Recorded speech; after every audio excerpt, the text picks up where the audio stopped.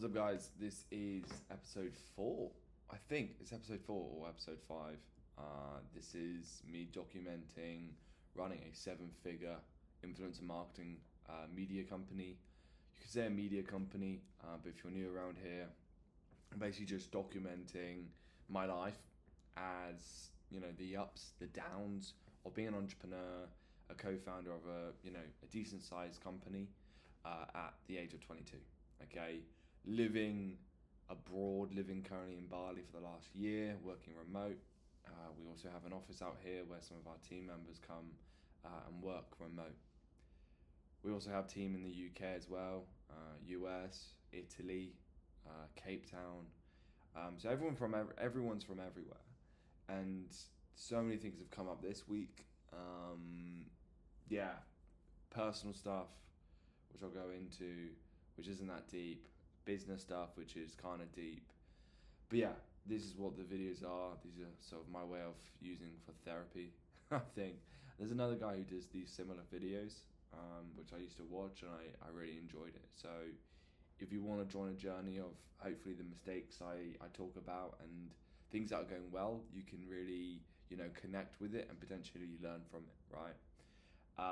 But no, I wrote some cool things down. Someone also wrote down or DM'd me because I've been recommending people to DM me on Instagram and also follow me, make sure,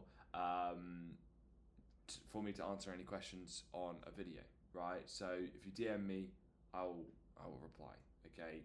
So the recent one was someone saying, let's see it. What is influencer marketing? Please explain in your next video. So basically what influencer marketing is or the creator economy. So our company is very invested in the creator economy. My background, I have just under 6 million followers on social media. I've worked with a lot of brands. I've a lot behind the scenes sort of thing. Sort of learned that from quite a young age. And then 4 years ago, we started a company together with one of my best friends. And then really, we started as a talent management company. So we signed influencers, helped them with brand deals, businesses, so many different things we helped them with. And then we have over 250 creators signed to us. And then on the other side is the influencer marketing company. So that's what we're involved with as well, where brands will come to us and say, hey, we want to work with influencers, but we don't know how. And we offer them potentially, maybe it's UGC or content campaigns or activations, product placements or seeding, gifting campaigns. So companies will come to us because they haven't got a clue what influencer marketing is, or they want someone to do it for them because it's cheaper to work with us than employ a whole team, that sort of thing. And for us, we have access to over 30,000 creators like that. You should see my WhatsApp is full of creators, sort of thing. So so that's in simple. I would say I'd say please explain influencer marketing. I would say it's the new place where brands can work with, or it's a place where brands can tap into different types of audiences. Influencer marketing works really well if you're a very niche company. So for example, let's say you do Pokemon, I don't know, you're a reseller of Pokemon, or no, let's say you're a marketplace for Pokemon cards, okay? You're a website, you need to target people who like Pokemon and buy Pokemon products, right? And you also might want to market to people who want to resell or want to sell their cards, right? So you've got sort of 3 areas. Why I'm saying that is it's so much easier if you have a business like that and you niche down to working with influencers that only niche down to creating Pokemon videos or collectible card videos. You know what I mean? So you're really niching down and you're targeting the right audience because it's all down to audiences.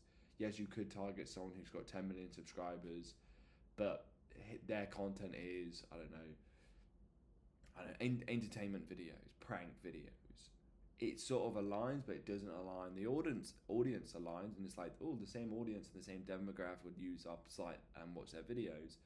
But is the interest there? And that's what I think a lot of people forget is the interest. So if you're interested, or you need to make sure the niche you're going into, the people of that niche who watch those videos are interested in the niche of your product. So basically influencer marketing is you're tapping into an audience that is built by someone, right? That's what I'd say. And there's so many cool strategies, of course, as I said earlier. But next one, I'm not sure if you're going to see this, but my name is James. Hello, James. I recently discovered you on YouTube. Fantastic. I want to build my own IM business. I think that's influencer marketing business. I've tried many times. For context, my skills are niche. I think to get good at influencer marketing, it comes down to growing as quick as you can, but also, how can I phrase it? It's really niching down. Try and do everything to an extent, and then niche down. A lot of people say, "Oh, niche down to a business or niche down to a niche." Start with, but do different things. Like for us, for when we started our management company, trying to think what we did, we signed like all types of creators that we believe that we could help them, and that's what we did. And then we started learning what type of creators we could help better, what they got out of it, sort of thing. I don't know what the word is, but you sort of learn what creator works really well for you as a company, and then you niche down really. So that's talent management, influencer marketing. A lot of the space is all about educating brands. It's educating why influencer marketing is so good for your company. It's not trying to sell them the service, if that makes sense. A lot of, if you're a plumbing business, you would just easily be able to sell the service. Like I don't know, your plug is messed up in the kitchen or in the bathroom. You need help. Plumber doesn't really need to sell you it. Really, you need it fixed. Influencer marketing is very much more of a place where the brand who has never done influencer marketing before, you have to educate them on why it's good and why they should be using that strategy, rather than paid advertising or removing a chunk of budget from the paid advertising or social team to put into influencer marketing, if that makes sense. And that's really difficult, and that's what we learned probably quite late, is educating brands why influencer marketing works so well, but also why you need to do it. But yeah, really good question. It's really difficult to just say stuff that you're gonna, but if you niche down your questions, guys, and you send it to me, it helps a lot. But no, let me talk about sort of what's going on. I know I've been longing this out. So this week we've had HR problems, in the sense of we've realised that we need to be better with people skills, expectations, and also being really transparent. Like, as a startup, we can't be doing loads of things within the company. Like, myself and Ollie, we don't really pay ourselves at all, to be honest, within the company, and we're just trying to grow it. And we need to make sure we value our staff the same as we value ourselves, if that makes sense. So we need to figure out what the best payment structures are, the bonuses, small things like when should we revisit as a company or two founders of increasing someone's wage or increasing someone's contract. It's small little things where, if you're trying to build a big company, you need a thing where it's like every 6 months or every 3 months or every quarter, you look at someone's profile and your employees, let's say, your team, see what they've done, see what they've achieved, what they've provided to the company, to see if they can have a pay rise. Because the one thing you don't want to do is have a team and they're all on the same sort of, on similar wages for whatever they're doing for the company. But then over time, the company grows and you're not sort of rewarding your team. So that's really important, is really rewarding your team, because it's not all about you. Like, if you want to build a big business, it's not about the co-founders. It's about the mission of, our job as a company is to improve creators' experience of being a creator. If we can do that for a million creators, I'll be so happy. That's it. That's all I want to get. Of course, the money needs to be there and the profit needs to be there, because we're not a charity. But at the same time, it's not, let's make our banks really big and that's the goal, right? Of course, we would love an exit in a few years, but that's not the mission at the moment. So we really need to make sure everyone's on our side and we're all a team, because that's what business is. Business, you'll never have a business if no one's involved, if that makes sense. So really, that's sort of a thing we've gone in. We've just invested in some HR software. which we can use, which we're trying to sort of navigate at the moment, try and learn why it's good, why isn't it good, onboarding new staff, adding like holiday pay, all these other things, because a lot of our staff sometimes go on holiday and we're like, you've got a campaign to do, you go on holiday, what happens, small things like that, right? So we've had a few problems this week with HR, which we're sorting, partnered up with some companies for UGC. So I think I said to you guys, we opened our UGC Management company. We signed so many creators last week or this week. We have so many calls this week as well. I think we'll probably have 100 UGC creators at the end of February, and that's my goal. I've had over like 200 calls. It's ridiculous. I've had a lot of calls, morning and night. Like, been going hard for the last 2 weeks. But currently speaking to UGC, sort of other companies that do UGC communities rather than management companies. And there's this one girl who she does like events for UGC. So currently she's got an event out in Canada for UGC Creators. It's a female only like sort of an event, so it's really niche, which I love. And basically they go to a house in Canada, they all meet up, they connect, they have some people talk and give some tips, some tricks, sort of thing. But it's about being a part of a community and with people and being around people with the same mindset as you and doing the same thing as you, so you can sort of chit chat, whatever. Really important.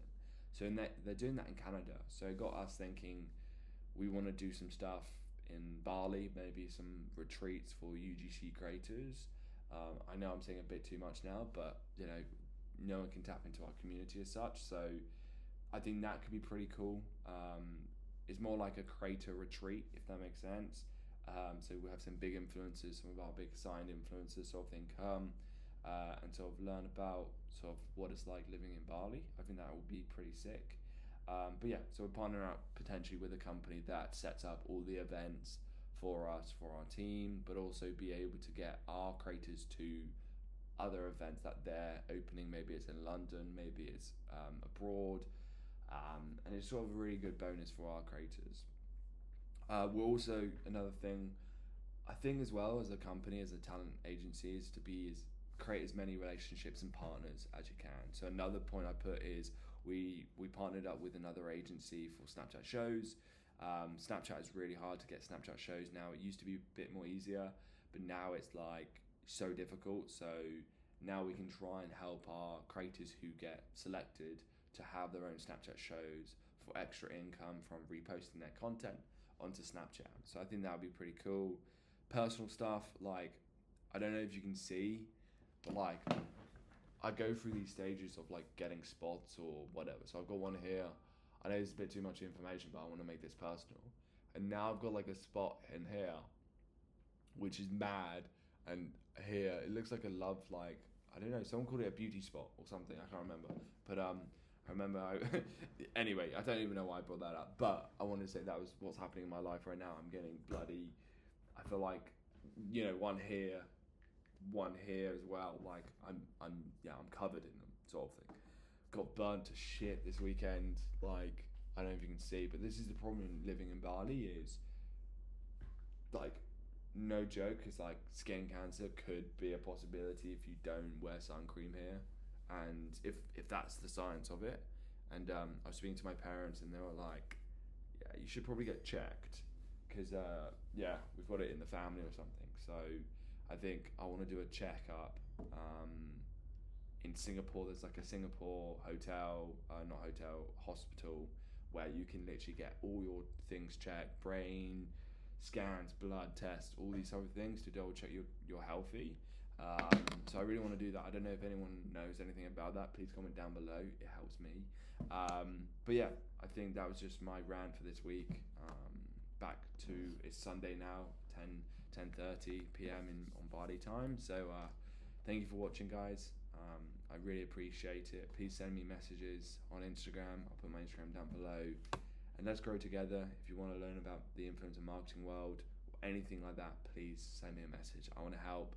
I want to grow within the industry, be a key leader in influencer marketing or the creator economy for entrepreneurs who want to tap into this industry. So yeah, all good. All right, guys, see you in probably tomorrow's video.